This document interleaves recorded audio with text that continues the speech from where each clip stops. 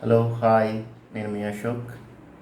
ఈరోజు మనం మన నల్గొండ సంబంధించి ఈ NH-565 బైపాస్ ఏదైతే ఉందో ఆప్షన్ 3కి సంబంధించినటువంటి ఈ విషయాన్ని కనుక చూసినట్టయితే దీన్ని నల్గొండకు సంబంధించినటువంటి ప్రజలందరూ కూడా చాలా వరకు వ్యతిరేకిస్తున్నారు.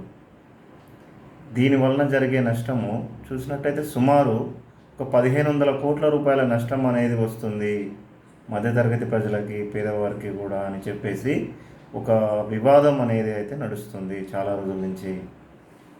ఈ యొక్క బైపాస్ ఏదైతే ఉందో ఇది వద్దు అని చెప్పేసి స్థానికంగా ఉండేటువంటి ప్రజలు అందరూ కూడా వ్యతిరేకిస్తూ ధర్నాలు, రాస్తారోకోలు అనేవి కూడా చేస్తున్నారు. వివిధ పార్టీలన్నీ కూడా వ్యతిరేకిస్తున్నాయి. ప్రధానంగా చూసినట్టయితే కాంగ్రెస్ పార్టీ తప్ప మిగతా ఏ పార్టీ కూడా దీన్ని సమర్థించడం లేదు. ఇది ఏ విధమైన ఉపయోగకరం కాదు అని చెప్పి వాదిస్తున్నాయి.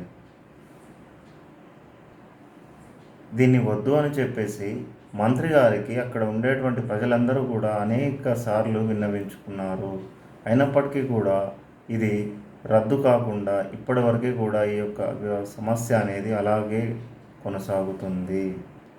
ఈ సమస్యను కేంద్రం ఏదైతే ఉందో కేంద్ర రోడ్లు మరియు భవనాల శాఖకు చెందినటువంటి నితిన్ గడ్కరీ గారికి తీసుకెళ్లాలని, వారికి ఇక్కడ ఉండేటువంటి ప్లాన్స్ ఏవైతే ఉన్నాయో ఇవన్నీ కూడా చెప్పాలనే ఉద్దేశంతో మనం వారి యొక్క అపాయింట్మెంట్ కూడా తీసుకొని వెళ్ళడం జరుగుతుంది.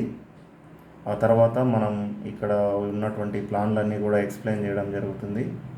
ఆ తర్వాత మనం వారితో ఏం డిస్కషన్ చేసామనేది మనం మరో వీడియోలో చూసుకుందాం క్లియర్గా. Thank you.